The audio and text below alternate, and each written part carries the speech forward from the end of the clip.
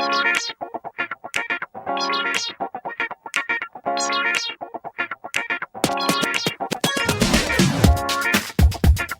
is the Content Marketing Podcast, episode number 119, Writing Your Video Script.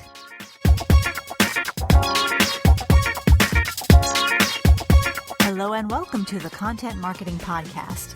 This is the show where we help you attract and retain business through the power of quality content. I'm your host, Rachel Parker of Resonance Content Marketing, and today is April 23rd, 2015. Hello, and thank you for joining us today for episode number 119 of the Content Marketing Podcast. Just a reminder, we are live on iTunes and on Stitcher, so if you're listening to this episode on the blog, you can click on over and subscribe. That means you'll get new episodes automatically delivered to your listening device of choice. And if you use a different app for your podcast listening pleasure, and I know there are many others out there, we also have an RSS feed, and I will provide that link in the blog post so you can get that hooked up. The month of April is all about video content here at Resonance. And actually yesterday we had our VIP webinar for this month, and we called it Action, Boost Your Brand with Video Content. We had a great time, some wonderful interaction, and the replay is available for the next week. So if you'd like a link to that replay, just hit me up on Facebook or Twitter or via email, and I will be happy to provide that link for you if you were not able to join us. Last week, we gave some overall pointers on how to storyboard your video. And if you happen to miss that episode, feel free to click on over to iTunes or to Stitcher or to the RSS feed and get all caught up. This week, we're going to take a deeper dive into the video content planning process by talking about putting together your script. But first, it's time to check in with our news feed for this week's rundown of news you can use. Kicking off this week's news feed, we've got a news item out of LinkedIn, and it addresses a very interesting challenge that I've noticed lately. You know, my clients are always asking me how they can increase engagement on LinkedIn. They say, people aren't following us, they're not engaging with our content because it's not showing up in their news feeds. How can we really grow that audience on LinkedIn? And the first thing I always recommend is to make sure that they are getting their employees involved, because if the employees of this company, of this brand, are viewed as thought leaders and subject matter experts, then that will reflect positively on their employer, the company, and that will help their own thought leadership and help them grow their audience. And studies have shown that when employees of a particular company are active on LinkedIn and sharing quality content, then that does turn into benefits for the employer. So LinkedIn is working on, and I say working on because it's not fully rolled out yet, but they're working on a new service that is going to make that easier, make it easier for brands and companies to encourage their employees to get involved in LinkedIn and to have them serve as brand ambassadors and really get active. The new service is called Elevate, and I just now read LinkedIn's blog post about it. It's still a little fuzzy, but from what I understand, Elevate is going to pull in a stream of content for employees to tweet, and that will be to share or to engage with. And there are also going to be some neat features. There's going to be a scheduling function for sharing this content on LinkedIn, which LinkedIn has never offered before, so that's pretty exciting. And then, of course, LinkedIn has the option of linking through to Twitter, so you can have that linked up. And then it's also going to include analytics that will show the employee how much engagement they're getting on their individual activity, and it will show the company that they work for. It will show them who are the superstars out there, who is out there sharing content and building their thought leadership and growing that personal brand that reflects positively on the brand of the company they work for. So I think it's going to be a really neat function. It is currently available by invitation only, and I will give you the URL to request that invitation. You can request yours at business.linkedin.com/elevate. Elevate, Elevate. So that's business.linkedin.com/elevate.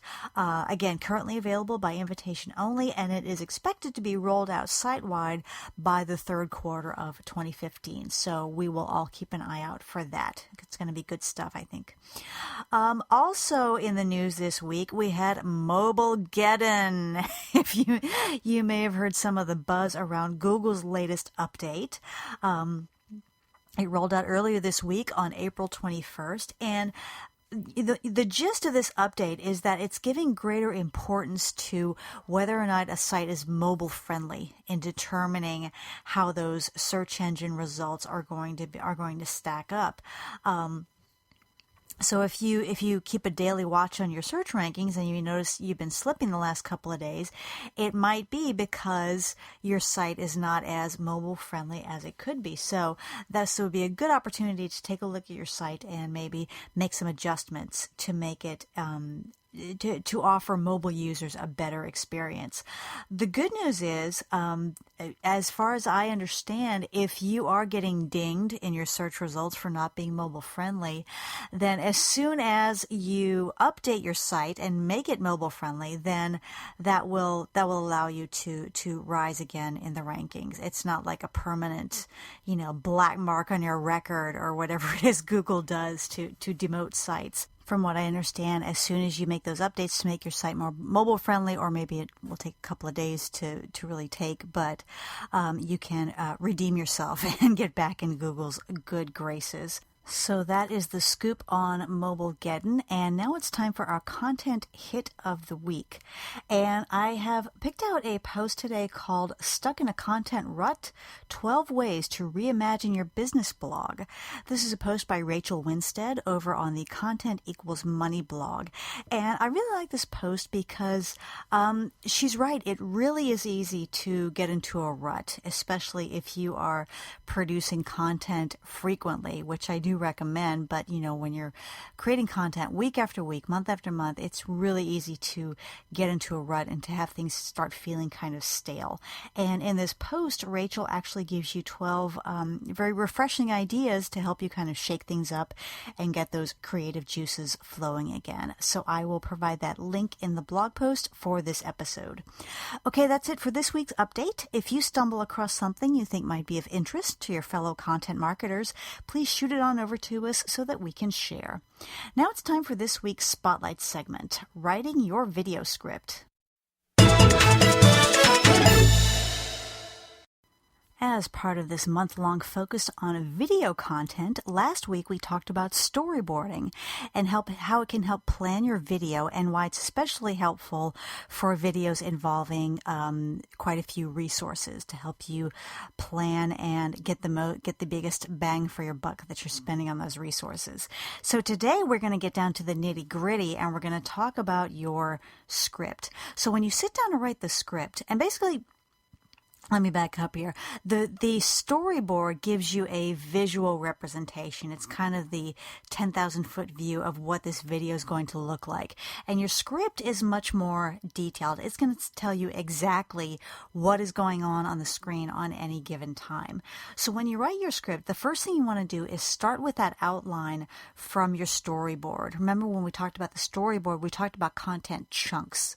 So make sure that you start your script with an outline that's going to talk about those chunks. And then you're going to go in and fill in the details. Okay, you're going to talk about exactly when on-screen graphics are going to come on the screen and how long they're going to be up there. You're going to want to talk about audio, either music or sound effects or whatever audio resources you have.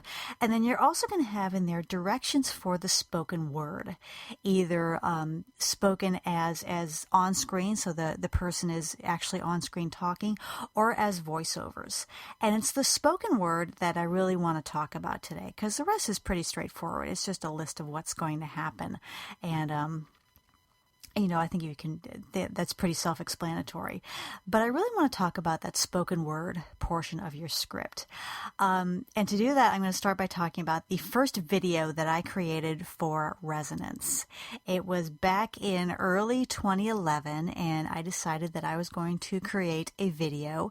And I I come from a theater background, and when you work in theater, you have a script and you have lines that you have to learn and memorize and recite when you are on stage. So when I went to do my video, I did what I knew. I wrote out a script. I wrote out every word that I wanted to say, and I memorized it, and I flipped on my little webcam and I recorded it, and it sucked.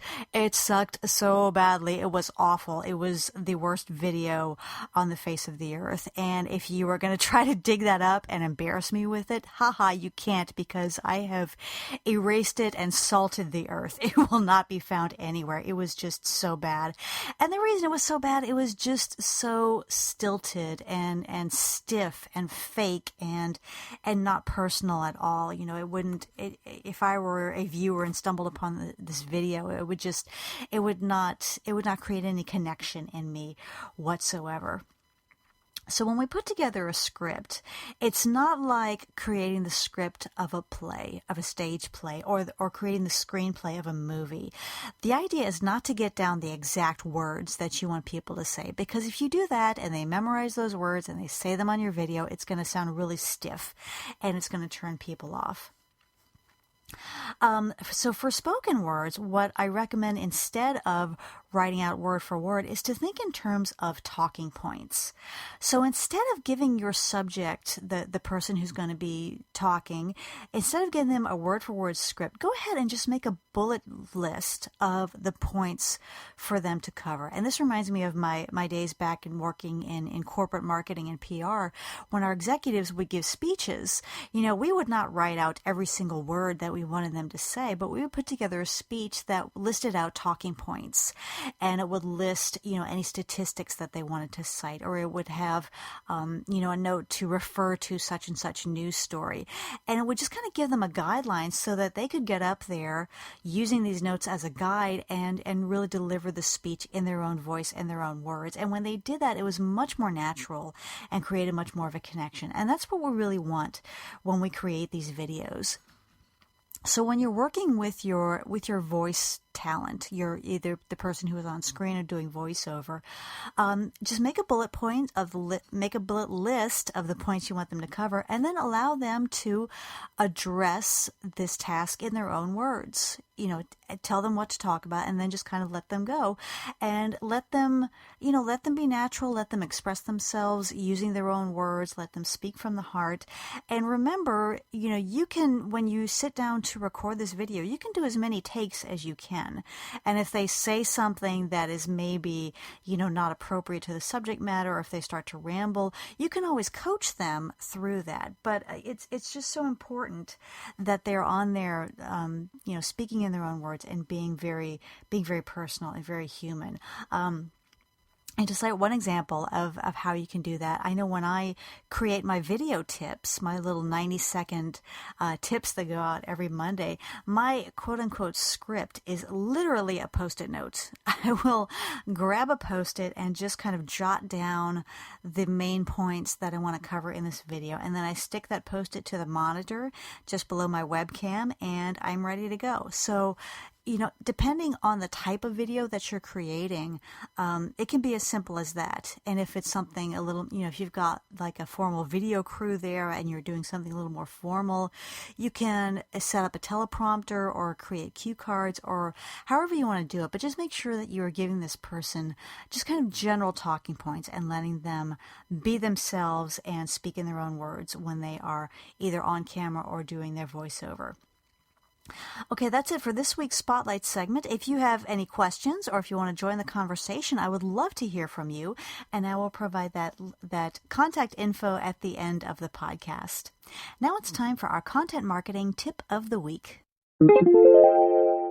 For today's tip, I want to talk about putting calls to action in your videos.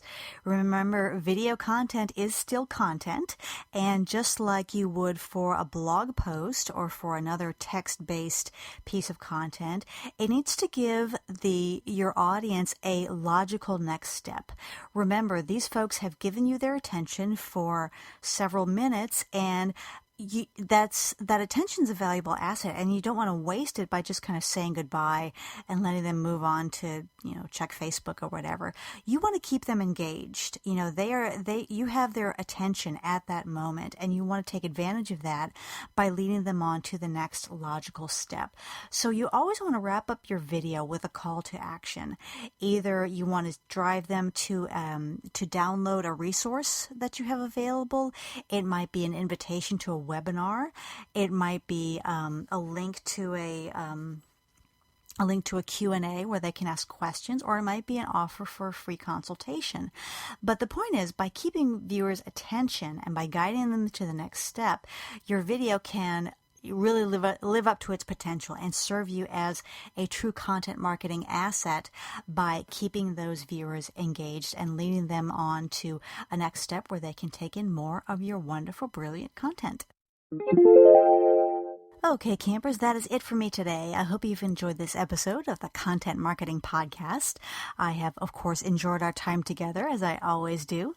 If you like what you've heard today, please feel free to subscribe on iTunes or Stitcher or via our RSS feed. And if you really like what you've heard, please leave us a quick review on iTunes. And I want to thank all of you who have left us reviews already. Thank you so much. It's really helping us reach a larger audience. For more information about content marketing, you're welcome to visit our website at resonancecontent.com, where you'll also find links to our pages on Facebook, LinkedIn, Twitter, and other social networks. I also want to invite you to check out our monthly webinar series, which is on the fourth Wednesday of every month. Now, this month we had our webinar yesterday, and as I mentioned, that link to the replay is available. If you would like to have that, just hit me up on Twitter or one of our other social networks. But we do have another one coming up on May 27th, and the subject is going to be working with subject matter experts.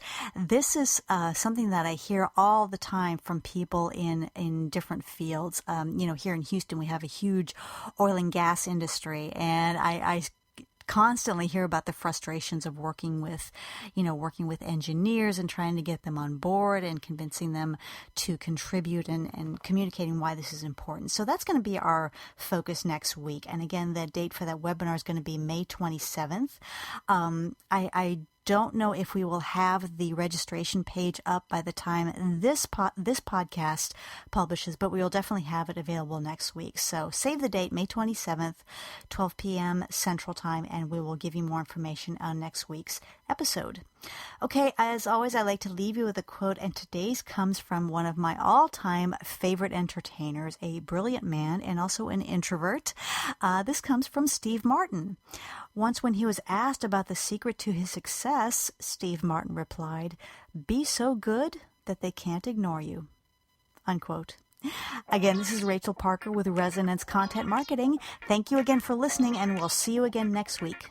Take care.